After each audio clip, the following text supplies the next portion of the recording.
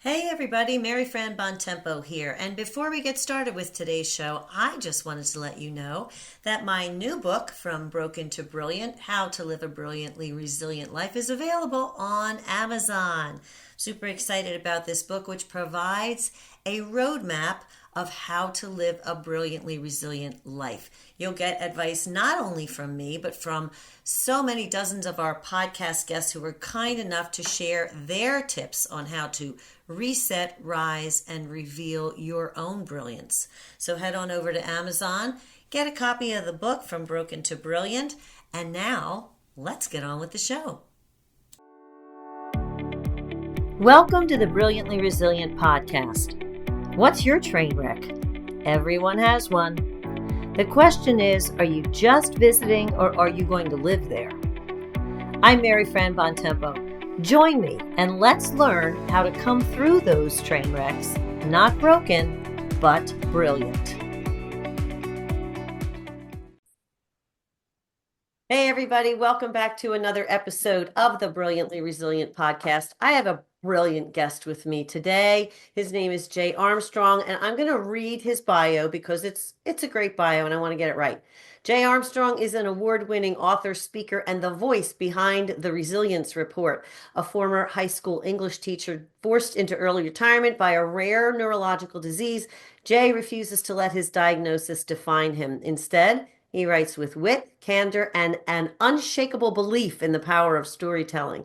His latest book, A Good Calamity, Useful Essays and Poems on Living with a Disability, is his most vulnerable work yet.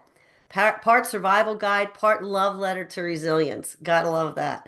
When he's not writing, Jay leads the Philadelphia Ataxia support group, cooks for his family. Gotta love that too. Is a soccer dad, drinks far too much coffee, and I can also say he's addicted to candy, so we're buddies already. And attempts to keep his balance both literally and figuratively. Jay, thanks for joining me today. Sure. Thanks for inviting me. There's so much about your story that I love and I want to get into, but let's start by telling your story. All right. So Not I'll not give from you the not from Cliff birth. Notes. Not Yeah, from yeah, birth. Yeah, yeah, give me yeah, the more yeah. recent version. All right. So uh recent. I got to go back like 25 years when Okay. my wife and I met. We met in high school. All right. So now fast forward like till 2005. We married. Bought a house in the suburbs. A few years later, had some kids. I built a white picket fence. It was literally like, the American dream. Everything was going surprisingly well. And about 5 weeks after my youngest son was born in 2013, I was diagnosed with this rare degenerative brain disease that, quite frankly, for about a year, I was like a pincushion. I was like constantly meeting hope and pride. Doctors didn't know what it had. They went with the big guns first. ALS, MS, Parkinson's, cancer. So for about a year, I was kind of like, well, this sucks, And Oh God.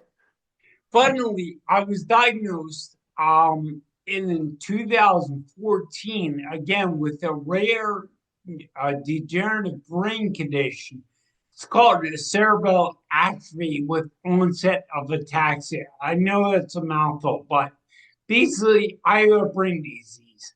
So even though in 2014 I was diagnosed, I had little symptoms. And for about 6 years, my symptoms were like minor, like just blips, if you will. And then in 2020, the symptoms got worse. It really began to progress. And I began to show physical signs of like imbalance and motor skill decline. and my speech began to change. I began having eyesight issues. So it was then in 2021 that I retired from teaching after a 17-year career, and really began to focus on books. I mean, I think when you write, there has to be urgency to writing. Like, when you were in school and you had a deadline and you were like, I gotta write this right now. Um, in a way, I know it's morbid, but I have a disease that's rapidly progressing. I have to write this right now. So, let's say in 2025, I just released my fourth book, A Good Calamity, and really proud of that book because I think for the first time I owned the word disability. Mm. Even though I have written three books before that, and all those books are like surround disability, but that word disability was a word I kind of like, whispered. And I felt like by putting it on the cover, I was shouting it. I was owning it. So, and the other thing is that book, A Good Calamity, contains 8 poems. I never published poetry before. Poetry for me was like, like a credit card bill you can't pay. You slide it into a drawer. So I wrote poetry, but I slid it into a drawer. And I got to the point, I'm like, you know what? I really have to own everything I do. And that's what that book is. It's me owning my poetry, me owning the word disability. So I'm really proud of that book. So again, that just came out. And I think it's a book that when it gets to the right people, can really help them put their, disability or challenges into a focus. It's so funny to hear you say that. I mean, not funny, haha. The story's pretty crappy, I just got to tell you, but at at the Yeah. at the end of the day, Cheers. the Yeah. the whole idea of owning your truth and your circumstances and your reality is so important because I've been a writer for quite a while and I've written humorous books and things like that. But for me, the first book where I really owned the fact that I was the mother of a recovering heroin addict, it took me a while to write that book. And that one's the 15-minute master and this brilliantly resilient, all this stuff grew out of that. But the point being, it wasn't until I really owned that truth that I was really able to, and I think you can relate to all this, really able to tap into that resilience and watch it grow and go, okay, now I have a foundation. It's not the foundation I wanted, but this is where I am. So let's start from there. And is that was the acceptance of the idea of being disabled, and we'll put it in air quotes for whatever it might mean, was that a bouncing off point for like, okay, now I can really get into my resilience? Um, yes. But it took a while. It wasn't like one Oh, of I those things know. where like There's no switch that gets flipped. It's a I process. I mean, honestly, I think about just about every day before my feet touch the carpet. Uh, I say a little like motivational prayer to myself about accepting and about like moving forward. And I really think that resilience springs from acceptance. I mean, you can be like, I'm going to be resilient today, but that resilience won't last. I think lasting resilience begins with acceptance. And for me, acceptance is an everyday prayer. Mm. I say a lot of times when I'm talking to groups of people and all that, it's a similar, it's the theme is the same, although I'm not using those exact words. You can't fight an enemy you refuse to see. Mm. So, and I don't necessarily think we need to look at our challenges as enemies, but they are challenges. So let's put it that way. You can't exercise your skill set, you can't exercise your resilience, you can't exercise any of that until you go, okay, this is what I have to deal with. This is my reality. So that level of acceptance, as you said, is a process.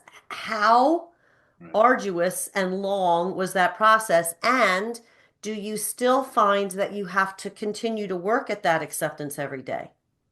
Yes. So the process of accept now I will say it has gotten a little easier now that I like succumb to it. Like for example, like sounds silly, but I have a handicapped parking space or placard, you know, and a friend of mine, again, who is disabled, he was like, I will never get one of those. And so him and I were like going back and forth about, in my opinion, why. But I why he should get one. But I will say it took me a while. I mean, I'm only 45. I shouldn't need a handicap like I shouldn't. But it took me a while to accept that placard. Now I get to park in the front row every time, and that's fantastic. But it took me a while to get there.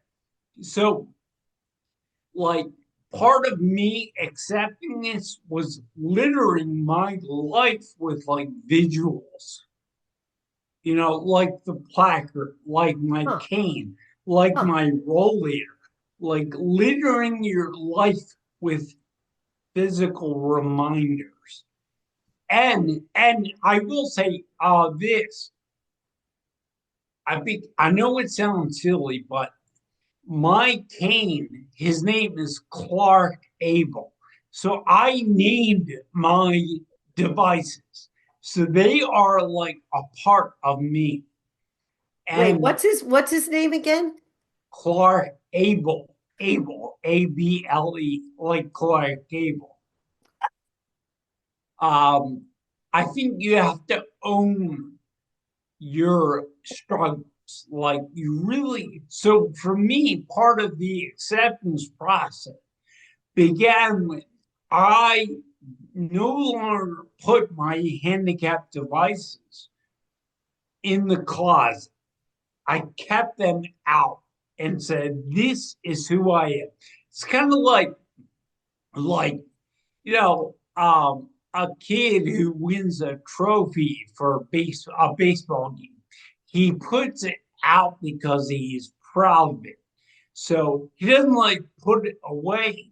He puts it on show for everyone to see. So uh, I had to learn to begin to put my devices out front so others could see and so I could also see them and accept them.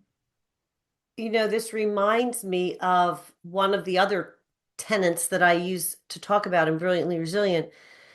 When you let go of what should be, which is that Mm. you shouldn't be this way, when you let go of the should be's, you allow to make room for the could be's.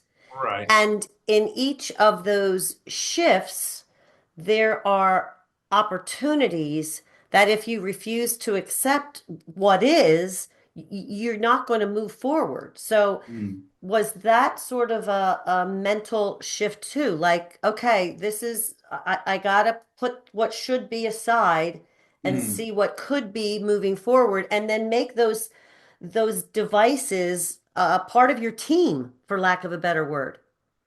Yeah. So it's so funny you ask that because I remember the moment that happened. Um, I was on the beach with my family, and my youngest son asked me, "Dad, can you go in the water with me and throw me around like that dad?" He pointed to another dad who's in the ocean tossing his kids around. And obviously they were just playing, but and I had to say to my 3-year-old son, no, I can't do that. And he didn't quite understand why. And that hurt really bad because I realized that I was different. I couldn't be like a regular dad. And that hurt, and that took, I think, years to get over. And then in a way, I don't know if I'm fully over that, but I learned that presence matters. I learned that being there, not saying so. I I I remember I read this somewhere. I forget who wrote, but like when like a friend or a family member is like going through really hard times, and there's part of you that wants to say the right word, and there are no right words. Mm. So I read again somewhere that in those dire moments, the best thing to do is be present. And I began to like really accept that idea in my brain that even though I can't go on the beach and in the water and play like a regular dad, I can be there. And that's what my children will remember, that Hmm. I was there. Not what I said, not what I did, but I was there. Yeah, I think that that's such a huge realization that most of us, because of the world we live in, we race through our days, we race through our lives, and it's when we think about our own memories, they aren't of those things. They are of the moments when we were just with the people that we cared about. Yes, And the racing and the getting the stuff done and all of that, it's the busyness of life, but it's not life. It's sort of a byproduct of it. But it doesn't really count as living life. Um, right. so I'm looking at some of the things that you've said. This is one of the things that you talk about, and this is pretty much to put a word on what you were just talking about. You talk about a shift in your perspective. Now, is that something, because I talk about that all the time, you have to really look at this. Is it as bad as you think it is? Is it as good as you think it is? Is there a way that you can look at this differently? I mean, if you're stuck, one of the ways to start to get unstuck is to try to look at the thing a little bit differently. And it sounds to me like that has been an integral part of your process in getting through this, your perspective. Yeah, I mean, I'm fortunate to where I'm a patient advocate. So I work with like the University of Pennsylvania, and they often like refer me or refer patient to talk to me. And I met with a lot of patients via Zoom. I met patients in restaurants, in person. Um, and it seems like I won't put a number on it, but a lot of people come to those meetings and hope I have a pill or a cure or, like a Just do powder. this and it'll be So, yeah, fine. yes. And sometimes people have gotten angry with me because I don't have a cure. And I think I've learned from those interactions that no one is going to save you. And there was a moment years ago when something was wrong with me, but the doctors didn't know what it was. And I'm not making light of this, but there was part of me that hoped it was like treatable or like cancer or something they could cut out that I could recover. And I've learned from, again, time and experience that no one is going to save you. And for what we have, there is no cure. Yes, you can hold out hope, but that becomes futile. Um, I think that what I tell those people and what I tell myself every day is that I have to accept this in little, minute, microscopic example. Like I don't want to accept this like a big grand acceptance, but I got to accept it in small increments. So I always tell people do little things. Like do little things to help you improve because like think about like I'll put it in a physical perspective, but like the Egyptian pyramids weren't built ta they were built one brick at a time. So that's how like resilience is built, like one brick, one action at a time.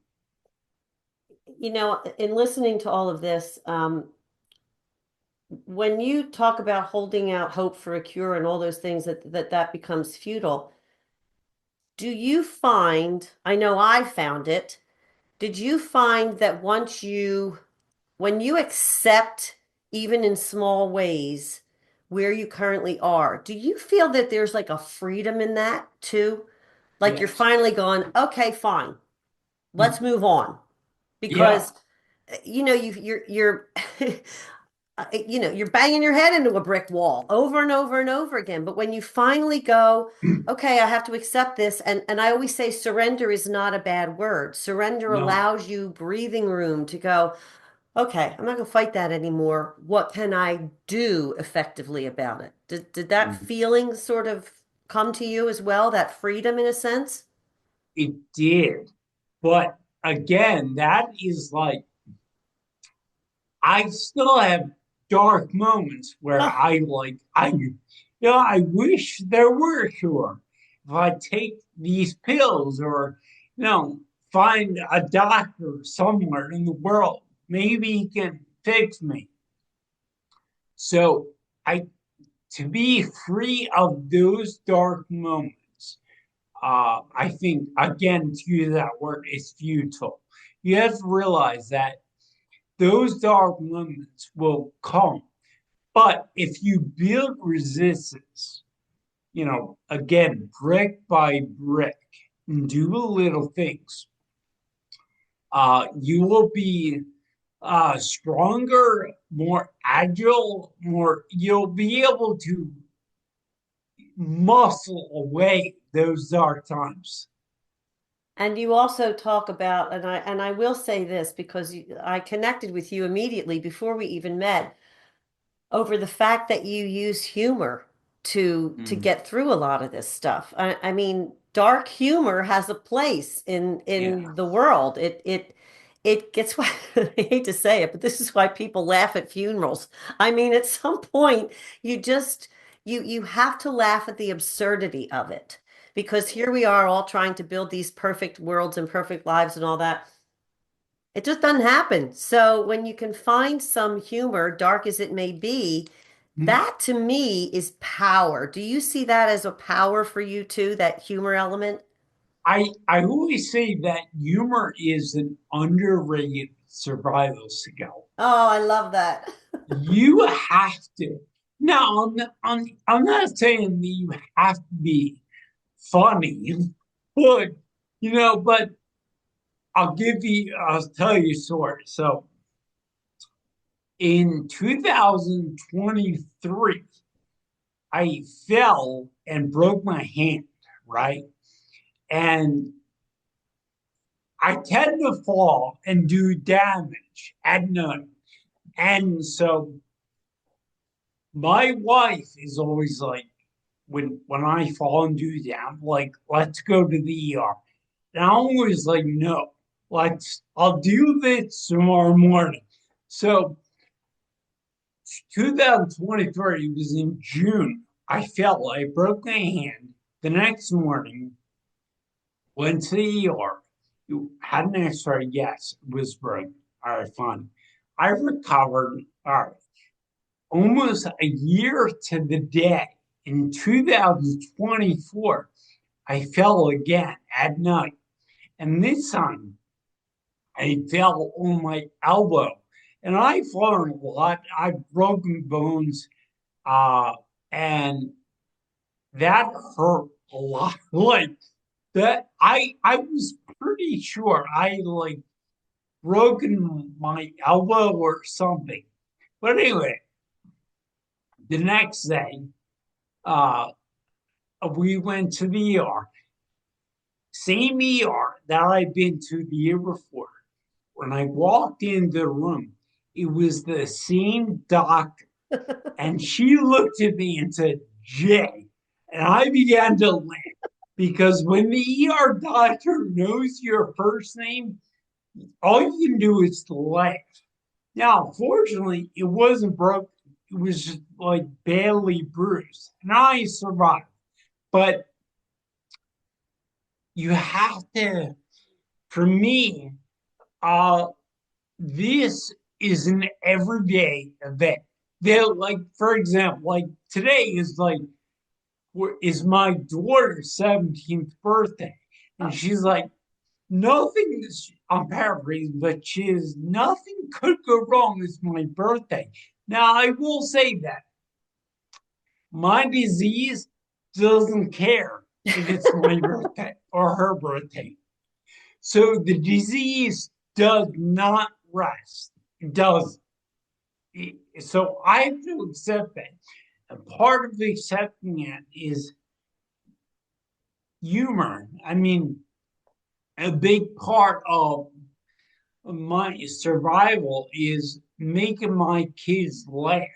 I just really enjoy making my as parent. There's nothing in the world that compares to like seeing your kids laugh It's because true. of you.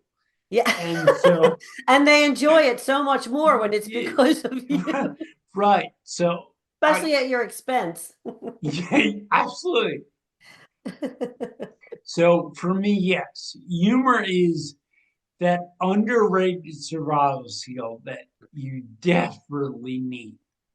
I would say take your humor seriously. I love that.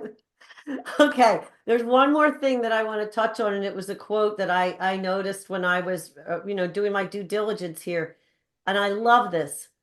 Hard-won wisdom doesn't come easy, but it comes honest. Hmm. I love that, and that's Thank you. all about what we've been saying about accepting and let's just put it out there, like you said, accepting doesn't mean, yay, I love this. Accepting Right. means this is my reality, right? Yeah. Yeah, absolutely. Accepting is like saying to yourself, admitting to yourself, uh, I'm damaged, I'm weak, I need help. Like accepting is, for me, allowing others to see the truth. Well, and not like the Facebook, Instagram truth, but the hard truth of my life. I really like that. I mean, the you see these pictures of things going on in, again, Instagram, Facebook, this, that, and the other thing, and they're so curated that they're Mhm. they're not, it's like a somebody, and this happens. They took 50 pictures and they looked at all of them and they went, well, this is the Yeah, one. It's no more a reality than any of the other ones would be because that moment passed like that, and the whole reality is so much more complex. But I also want to ask you about another thing, and this to me is one of the hardest things, and it was something that I did not do well when I was going through my issues with my son, is that idea of asking for help. Boy, is that hard. it I is. hate that. I It is. don't want anybody to help me. Leave me alone. Let me do it myself. Yeah. And I always say that the male ego is fragile. So look, to be to be independent and be strong, I think is what for me I aspired to be.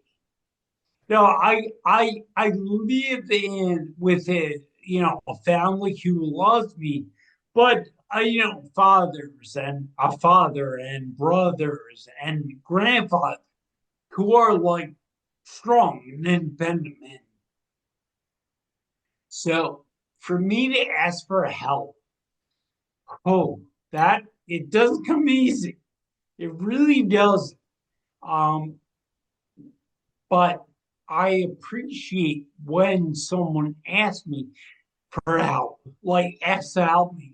Even if I don't accept it, they're saying to me, look, I know something is wrong with you, and In I'm so many here. ways. Yes. And I'm here to help. Like that is like that's kind of like an invitation for me that I can be vulnerable. I can be myself in front of them. So I ask for help. It's hard, but I think it takes strength to accept it as opposed to deny it. I think that's a beautiful way to look at it. And I think uh in some way it strengthens our bonds as a community. Like when we realize, hey, I help you, the next time maybe you help me, maybe not in a physical way, but maybe in some other way. And just the act of reaching out to someone and acknowledging their vulnerability, I think it's a way for us to say, hey, I've been vulnerable too. Let me get Mm. you through this or whatever. And then maybe the next time I'll be needing your help. I think Right. it's kind of a community builder. And with that, I would say like start small. Like my whole thing is like do little things. Like, ask someone to like pick up something off the ground for you. I mean, just start small. And then I will say that in my life, I feel like I've extended my network of people I feel comfortable with. So I can like ask for help. And that started with like one person and then grew to two and then three and so on and so forth. Um, I remember like for me, it was my wife when things started going bad. I mass a lot of my issues, and when she would say, "Do you need help?" I would say no. I would get like angry, like no, I'm fine. But I've gotten to the point where when she asks, "Do you need help?" I say absolutely, because that act of like asking for help, I always equate to love. Like Mm. they love me. They don't want to see me fail or struggle. They love me, and I had to accept that. That's a beautiful way to look at it. And to that point, I think even with strangers who might come up and ask, it's an opportunity to build understanding and it's an Mm, opportunity to build connection. mm, And, in this world where we're always so afraid of saying and doing the wrong thing, I think when someone asks if you need help or if you can ask for help, it's a bridge builder. mm, mm.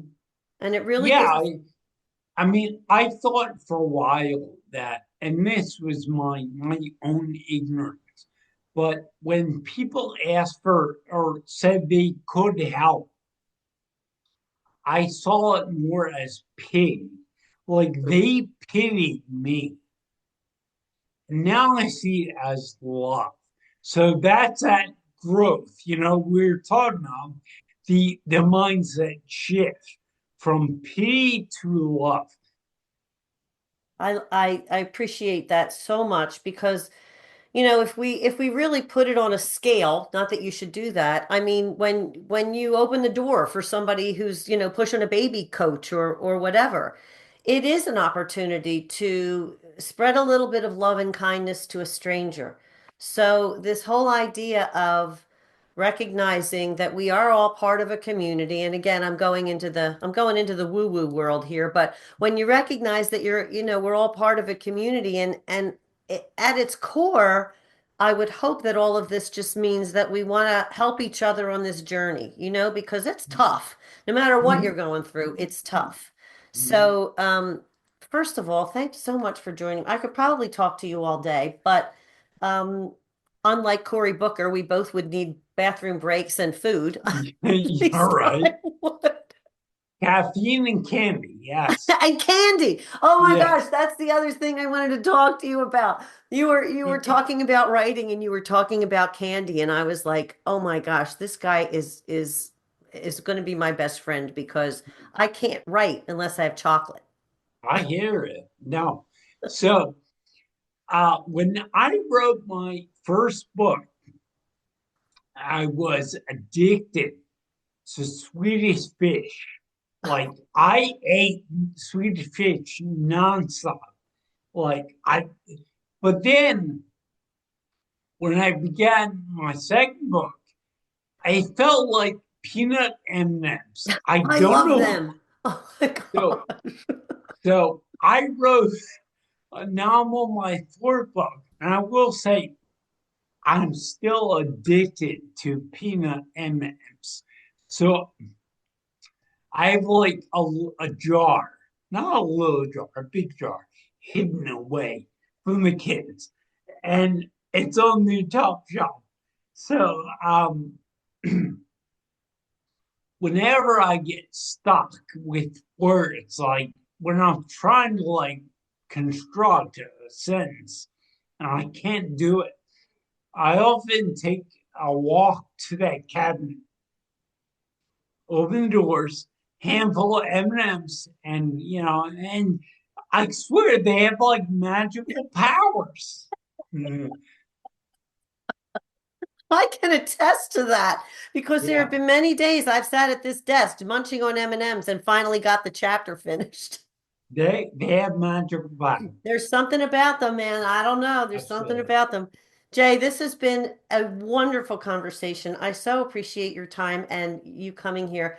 Everybody, please take a look at Jay and Jay's book, A Good Calamity. I really want everybody to get some of the Jay Armstrong perspective. We all could use a little bit of that. Jay, tell everybody where they can learn more about you. All right, so I am on Substack. I write a weekly newsletter. It's called the Resilience Report, and it's just that. It's about being resilient. Like I include a personal essay and some, tips to help you navigate your challenges. I also have a joke in there, or a quote, yeah, or this week there'll be a a prompt, a writing prompt to help you like think about your resilience and how to move forward. So there's a lot of good stuff there. It is the newsletter that I wish I had, let's say, 13 years ago. You can find me on Substack. I'm on Substack as J. Armstrong Writer, but you can also find that newsletter at Right On Fight On, Substack at Right On Fight On, which Right On Fight On was like my old website. I matured, I'd like to think, but the idea of Right On Fight On is still close to my heart. So you can also find me on Instagram at J. Armstrong Writer or on Facebook as well. J. Armstrong Writer. Okay, everybody, we all need a little more Jay Armstrong and Jay Armstrong's perspective in our lives. So thank you again for joining me. This has been a wonderful, enlightening, and kind of funny conversation. So I appreciate that. Always go with the humor, your superpower. Everybody, if you need a little more inspiration, head on over to brilliantlyresilient.net. When you see that little pop-up form, sign up for the Brilliance Bit, of which Jay will be a part of. And I will see you all next time on the next episode of the Brilliantly Resilient podcast. Bye, everybody. Thanks for tuning in to the Brilliantly Resilient podcast. Join our Facebook group and follow us on YouTube to be inspired with tools to reset, rise, and reveal your brilliance.